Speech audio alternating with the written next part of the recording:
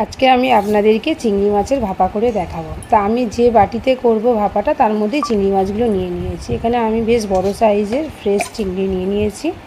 এবার প্রথমে একে একে আমি নুন, হলুদ, তারপরে আদা বাটা, জিরে বাটা, কাঁচা লঙ্কা বাটা, পেঁয়াজ বাটা এক এক করে দিয়ে একটু সর্ষের তেল দিয়ে আর সর্ষে পোস্ত বাটা দিয়ে ভালোভাবে চিংড়ি মাছটা আমি মাখিয়ে নেব।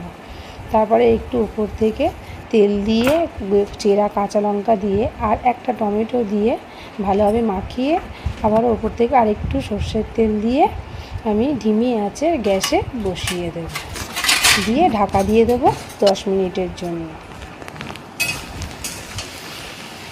এবার একটুখানি ঢাকনাটা খুলে দেখে নেওয়ার পর আবার আমি ঢাকা দিয়ে দেবো, দিয়ে তারপরে গা মাখা মাখা হয়ে শুকনো নামিয়ে গেলেই 10 মিনিট হয়ে গেলেই মোটামুটি আমি নামিয়ে নেব। আপনারা তো চিংড়ি মাছ অনেক রকমভাবেই করে খেয়ে দেখেছেন, একবার এইভাবে ভাপা করে খেয়ে দেখবেন, অতি অবশ্যই ভালো লাগবে। দেখছেন কেমন সুন্দর কালার এসছে ভাপার পর।